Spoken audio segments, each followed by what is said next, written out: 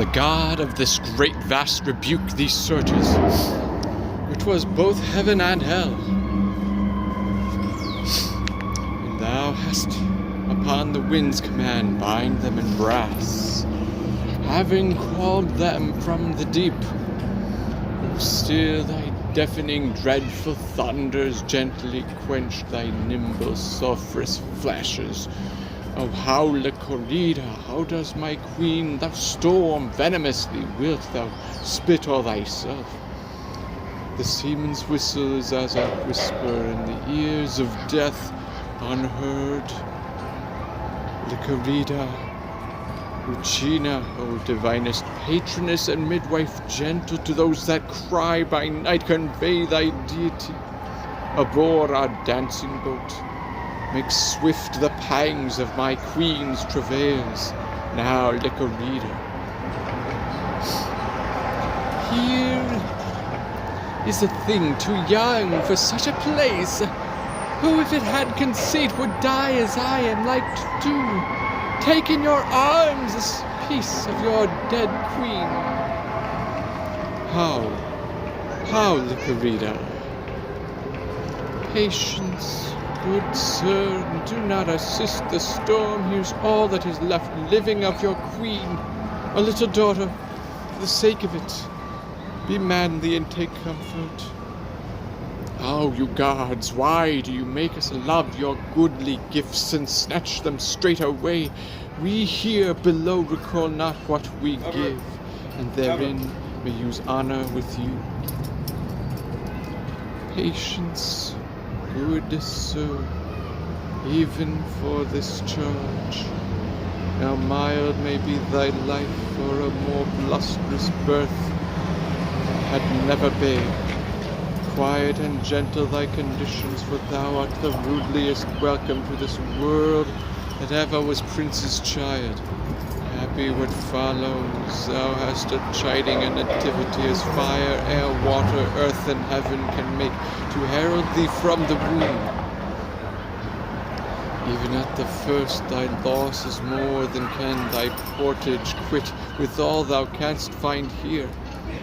Now the good gods throw their best eyes upon it. What courage, sir? God save you. Courage enough.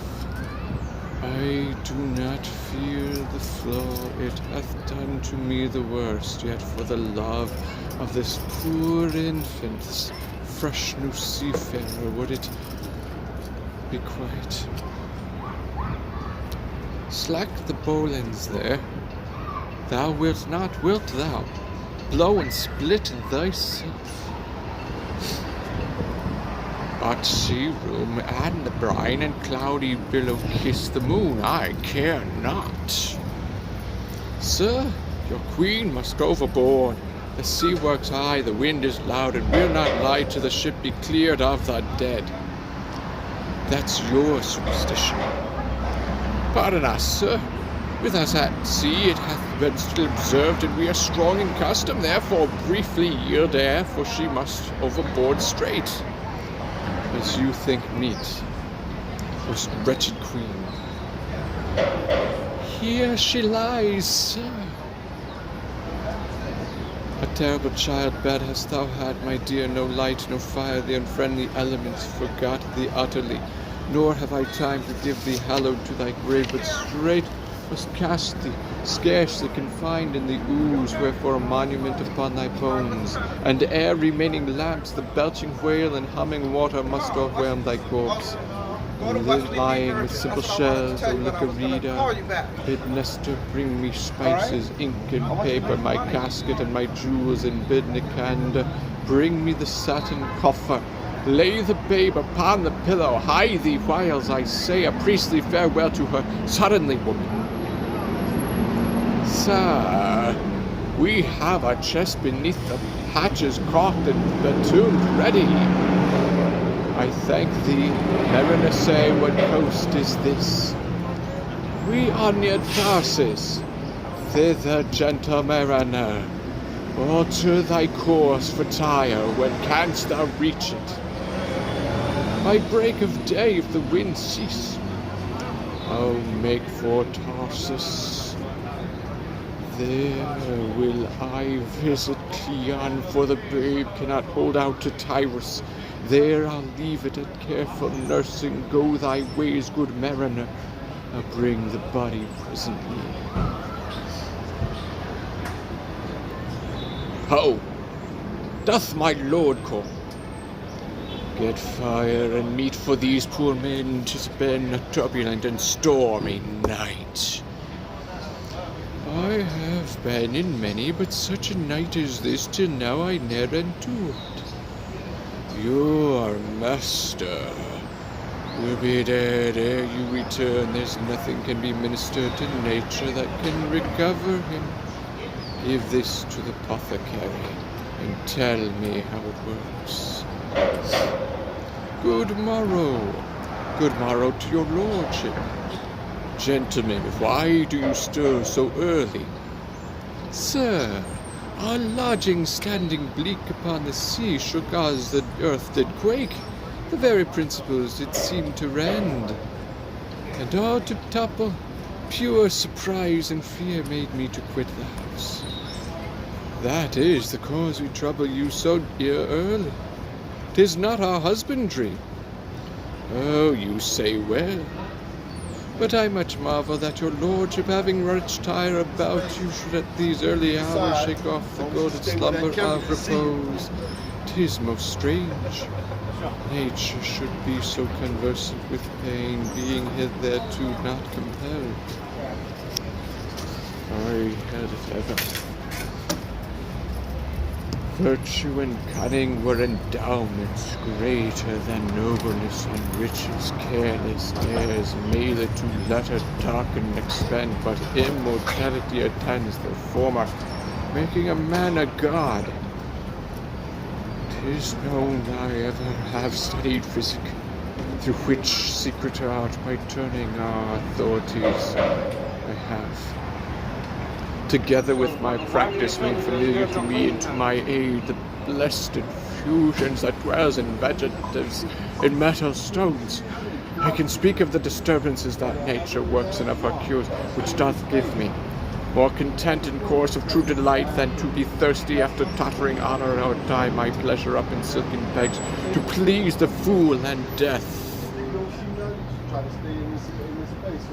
Your honor has, through Ephesus, poured forth your charity, and hundreds call themselves your creatures, who by you have been restored, and not your knowledge, your personal pain, but even your purse still open, hath built Lord Cerimon such strong renown as time shall never.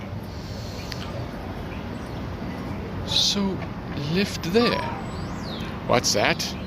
Sir, even now did the sea toss up upon our shore this chest is of some wreck. Set it down. Let's look upon it. 'Tis like a coffin, sir. Where'er it be, 'tis wondrous heavy, wretched, open straight. If the sea stomach be o'ercharged with gold, 'tis a good constraint of fortune it betters upon us. 'Tis so, my lord. How close 'tis caulked and betombed did the sea cast it up. I never saw so huge a billow, sir, as tossed it upon shore. Wretched, open, soft, it smells most sweetly in my sense. A delicate odor, as ever hit my nostrils, so up with it. Oh, you most potent God's words, they're here, of course. Most strange. Shrouded in cloth of state, balmed and treasured with full bags of spices, a passport to Apollo, perfect me in the characters. Here I give to understand, if ere this coffin drives a land, I King Pericles have lost this queen with all our mundane cause to find, so give her burying. She was the daughter of a king, besides this treasure for a fee, the gods requite his charity. If thou livest, Pericles, thou hast a heart that ever cracks for woe. This chanced tonight. Most likely, sir, Nay, certainly tonight, for look how fresh she looks. They were too rough that threw her in the sea. Make a fire within, fetch hither all my boxes in my closet. Death may usurp on nature many hours, and yet the fire of life kindle again. The o'er-expressed spirits I have read of some Egyptians who, after 4 hours of death, have raised impoverished bodies like to this unto their former health. Where said the fire and cloth, the rough and woeful music that we have caused it to sound, beseech you. The view once more how thou stirrest, thou block the music there. I pray you give her air, gentlemen. This queen will live, nature awakes, a warmth breathes out of her. She hath not been entranced above 5 hours. See how she gins up to blow into life's flower again. The heavens through you increase our wonder, and sets up your fame forever. She is alive, behold her eyelids cases to those heavenly jewels which Pericles hath lost begin to part, their fringes of bright gold. The diamonds of her most praised water doth appear to make the world twice rich. Live and make us weep to hear your fate, fair creature, rare as you seem to be. Oh, dear Diana, where am I? Where's my lord? What world is this? Is not this strange? Most rare. Hush, my gentle neighbours, lend me your hands to the next chamber, bear her, get linen. Now this matter must be looked to, for her relapse is mortal. Come, and Asclepius guide us. Most honoured Cleon, I must needs be gone. My 12 months are expired, and Tyrus stands in a litigious peace. You and your lady take from my heart all thankfulness. The gods make up the rest upon you. Your shakes of fortune, though they haunt you mortally, yet glance full wonderingly on us. Oh, your sweet queen, that the strict fates had pleased you, had brought her hither, to have blessed mine eyes with her.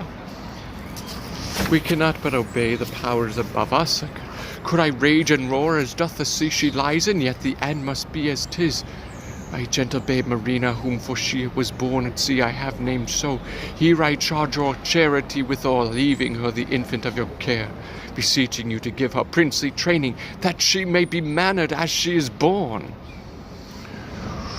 Fear not, my lord, but think, your grace, that fed my country with your corn, for which the people's prayers do fall upon you, must in your child be thought on. If neglection should therein make me vile, the common body, but by you relieved, would force me to my duty. But if to that my nature need a spur, the gods revenge it upon me and mine to the end of generation. I believe you. Your honour and your goodness teach me to it without your vows.